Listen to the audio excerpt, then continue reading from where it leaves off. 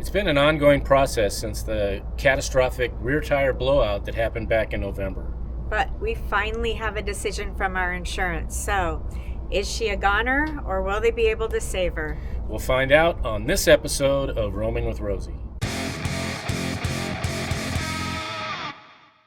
If you don't know what happened to us, we suffered a catastrophic rear tire blowout when we were heading westbound on the I-10 just east of Tucson, Arizona last week. Here's the never-before-shown video the moment the tire blew. You can see all of the electrical components from the compartment directly behind the passenger side rear tires, flying out behind the coach, as well as under and over our Honda. It's amazing there was no damage to the car.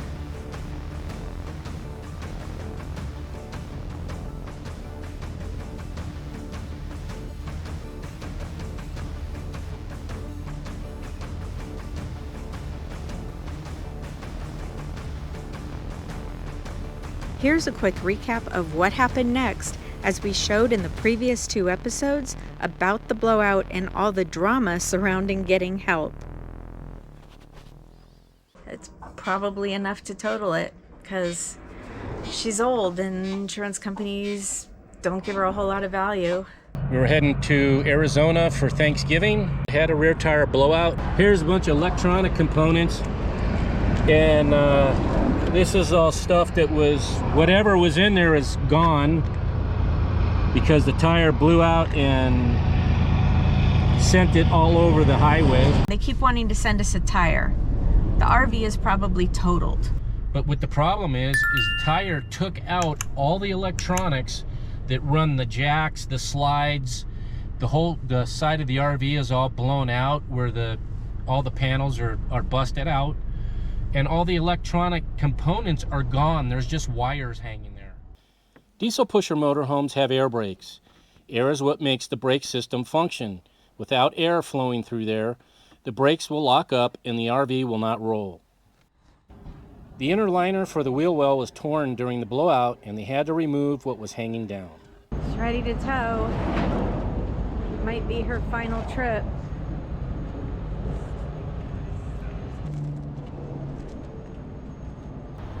Then we followed them to Lazy Days RV Collision and Repair in Tucson, Arizona. I don't know, the guy here at Lazy Days, we're just starting, but he's kind of optimistic. We'll see. It's going to be a while, though, before we get her back, if we get her back. The process for getting to an answer took a total of about 5 weeks, and we heard from so many of you over that time. So much support and so much caring, and we really appreciate it. During that time, our progressive adjuster basically reached out to us and asked us what shops we thought were qualified to be able to work on the Alfa. We listed 4. So he worked up a preliminary estimate. Lazy Days, if you'll remember, that's where the coach was towed to in Tucson. They are capable of fixing something like that, but they declined. The adjuster brought the situation to each of the others. A few days after Christmas was the first time that the possibility of not being able to fix it was mentioned to us. But he was still researching to see if it was there was a possibility of getting Rosie fixed. He reached out to Leisure Coachworks, which is in Fontana, California. They're the guys who initially built Alfas before Alfa Leisure went out of business in 2008. So all those guys basically worked for Alfas, they know Alfas, and they were the guys that we initially told them, these are the guys that built it, they're going to know it better than anybody else. Although Alfas are currently selling for half of what we paid for Rosie 5 years ago, because we have a stated value policy, that means we're not subject to depreciation. We're getting paid out what we initially purchased it for and what I stated the value was when I took out the policy. That meant that we had higher premiums over that time, which we knew. It also gave Progressive more wiggle room to attempt to get her repaired. We know that they were looking for the best outcome for us, for the policy we had taken out, and that's exactly what you want your insurance company to do. And as I'm sure you've figured out, the motorhome is totaled. So this was not a job that anyone wanted. Although we're satisfied with the result and very glad that we had it insured well, it's also really sad because we really love that coach and we were just about to start all of the interior renovations this year. Right. Luckily we hadn't done them yet. Yeah. Jamie, can you tell everyone what all needed to be repaired? Basically, because where the blowout happened, on that side of the coach, that's where all the electronic components are. So when the tire blew, it took that entire compartment and basically took everything out of it. The whole compartment, including all the electronic components, were spread all over the freeway. So basically what that means is the ignition, the leveling system, the slide outs, anything electronically was pretty much taken out in that compartment. So I can understand why when the repair shops heard about what was going on, a lot of them declined, and I can understand why. One, there's a liability aspect, because if they fix it and something happens as we're driving down the road with the ignition or something and that thing doesn't work right, and then we were to get into an accident and one of us, God forbid, got killed or got hurt really bad, they'd be on the lam for that.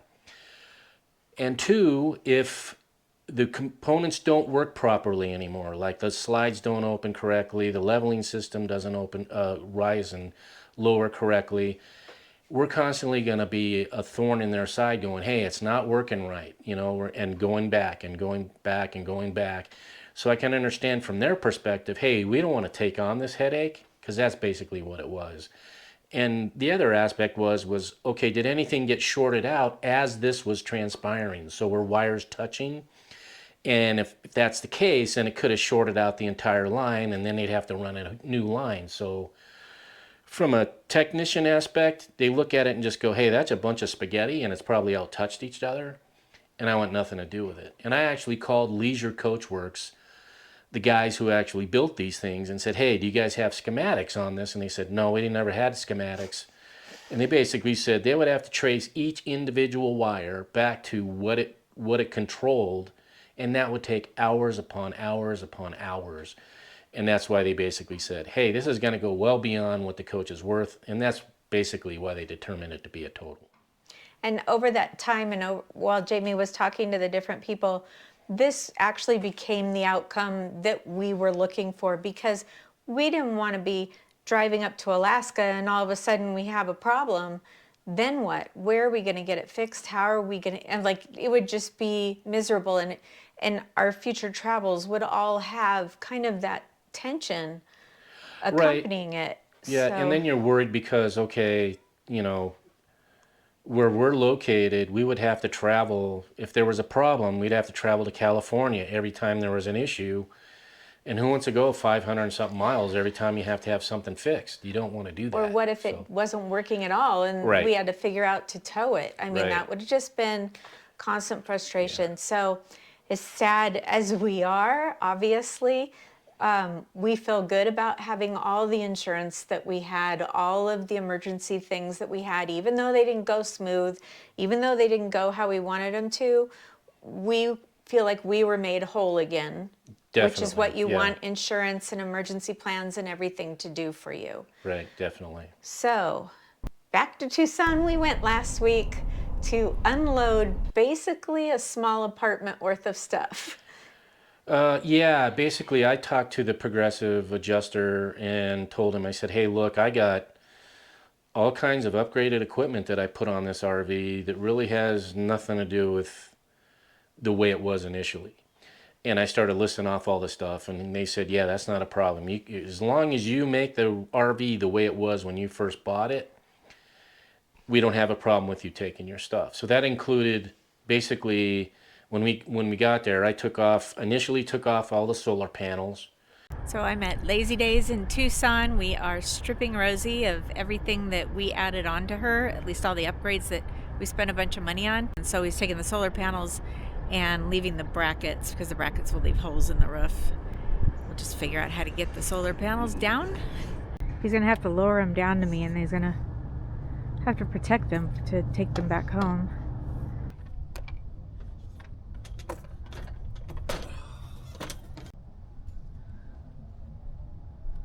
From there, I went down and took my charge controller and all the wiring regarding that, and then also my 2 inverters and all of that stuff, and then also my lithium batteries. I had to leave 2 of the lithium batteries because I didn't have the lead acid batteries that initially came with a coach. So I left 2 of the lithium batteries just to be fair as far as they're concerned. So took all of that, and then I had to find, I reached out to Lazy Days to see if they'd be able to take off the retro bands that we had put on the front rims, and they were not able to do it. So I had to reach out to Shane, the guy who initially towed us to Lazy Days, got us off the side of the road. He had a connection with Robert's Tire, and guy came out to Lazy Days. So now we've got Robert's Tire here, and they're gonna jack it up and get those front tires off so they can get the retro bands off. That's like $4,600 we just put on in January. So it's gonna take those off and then remount the tires and put the tires back on, reinflate the tires, and we'll have the retro bands. We'll take them back to National Indoor RV Center and have them put on our new coach, whatever that is, hopefully with the same tire wheel size, right? Spent a couple hours basically pulling the whole wheel, popping the bead on the one side, pulling the retro bands out, resealing the bead, resetting the bead, inflating the tire, and mounting it back on the RV. So that took a couple hours to do that, but we did get the retro bands back because that was a pretty decent size investment. And do it yourself, you got to have a lot of equipment and know-how. And this is something you put on to save your life, so I think it's important to do it correctly, the way it's supposed to be. Let the professionals do their job. So everything that I pretty much put into the coach, other than the things that belong on the coach, like the upgraded anti-sway bar, that has to stay because I couldn't remove that because it came with a sway bar. So all that stuff stayed, but all the stuff that we can take and put on another coach, we were able to take back. So that's including the tow hitch. The tow hitch. Because we had all that installed. Yeah, so. Tow hitch was not part of the RV when we initially purchased it, so I took that as well. So Progressive is really good about, the whole situation, and I was really satisfied with the way they handled the claim. So. And even the service department, salute to Ben, who would have been our service guy if they'd been able to fix it there. He came by a couple times to check on us, offered to take things over to the trash, to the dumpsters for us. Yeah, that's Ben from Lazy Days. He was really helpful. Very good. Yeah. So, and of course he felt bad because he wanted to save it. Now I'm gonna start crying. Yeah, they were, Lazy Days was really, really helpful and really understanding. And, as this process was going, I kept asking the adjuster, hey, being that Lazy Days had opt out, are we going to have to pay storage because we're just keeping it on their lot and they're not going to be doing the job? And basically he said, no, they work with us. They're really understanding. So, yeah, Lazy Days was really a great help in this whole situation. They were actually kind of funny about that because there was another SIA there when we got there with it the day that it happened, and that SIA was still there. And we were talking to Ben, and he said, oh, no, sometimes people forget that their coach is there after they fixed it. Yeah, I was surprised to hear him say that people drop their coach off and they forget that they dropped their coach off to be serviced. And they felt really bad that they didn't happen to have something on their lot that we would be looking for. There actually is something up in Vancouver, Washington, where we were before everything happened. But yeah, they didn't have anything, and they apologized for not having anything. Yeah. Because, I mean, that's not Yeah, their... and they were also very helpful when we started asking them questions about particular brands, who's good, who's to stay away from, and all that. So kind of what happens, just like a house, is you fill up an RV, especially when we no longer were taking an RV back and forth to storage. It just accumulated stuff in it. If we needed stuff, we just go in the RV and get it. So this is our second big diesel pusher, and they are known for storage, and we got this because we were going to live in it, and we lived in it for about half a year. We moved from a house that we lived in for 12 years right into the RV. But one of the things we liked about a big diesel pusher was all of this ginormous storage all the way down, right? And storage up there, and storage right there. And these are deep cabinets, not little 6-inch cabinets. And look how big this is.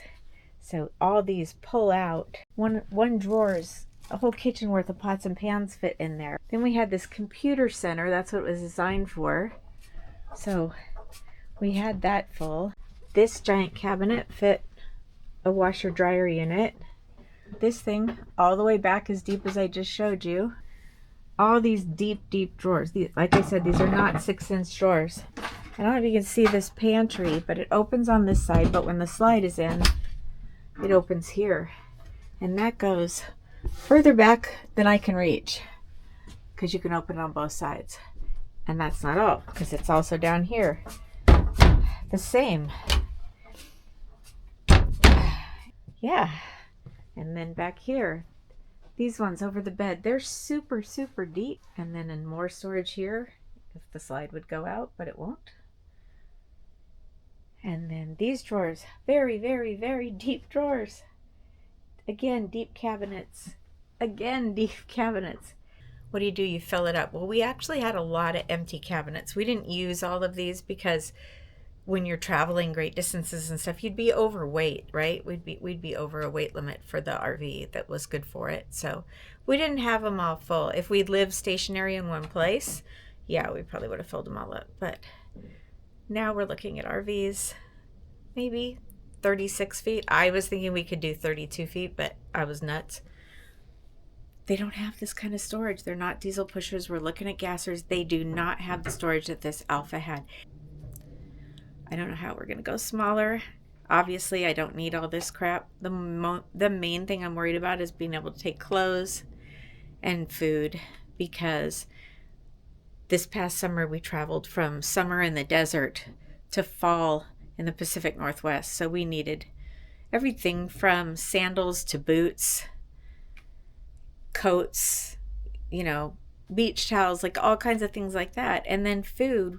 We make almost all our own food. We don't go to restaurants all the time. We try to eat healthy. That was the whole thing. This was taking our house. This is not going camping. This was taking our house with us while we travel so we could have all our healthy food. We had the residential fridge full of produce all the time. You can't always find that. That pantry held everything we could need for a few weeks if we weren't going to be out where there was good stores where we could get healthy food. So, going to be a change, going to be a big change to get used to. Not as comfortable, obviously, what we're going to, but we'll try to find as comfortable as we can. So guys, this is it. This is goodbye to Rosie, to TOO, which means also, so there will be another Rosie. It's kind of been hard, but it's also been a lot of work, so I think that kind of took some of that stress away. It was just the work we had to do. You had the most work. Yeah. I had to take out all the solar panels and all the solar system and the electric inverters and batteries and all that stuff. So I had to take all that stuff out. But a lot of work. But it's kind of sad after everything we did with Rosie, as far as painting and all that other stuff. But we have new adventures around the corner, so kind of excited to see what's going to happen next. We really appreciate all of the support and good wishes that we've received from all of you through all of this. And we really hope that you stick with us while we search for Rosie 2.3. In the meantime, we have so much to show you from our travels to the Pacific Northwest, and we're heading to Quartzsite next week. That's right, without an RV. We'll be renting a Cruise America, and we will be going there just like we do every year. We'll be showing you the best work camping jobs, any new RV innovations that we find, and of course, all the fun we have with all of our friends out there, including lots of other YouTube channels that we'll be showing you that we're camping with. We hope you liked this episode of Roaming with Rosie, and if you did, we'd really appreciate it if you'd share it with your friends and family on social media. And if you're not yet a subscriber, go ahead and hit that subscribe button. And ring that bell, because that way you'll be notified each time we upload a new video. And make sure to leave a comment, that way you could be part of the conversation. Until next time. We'll see ya. See ya.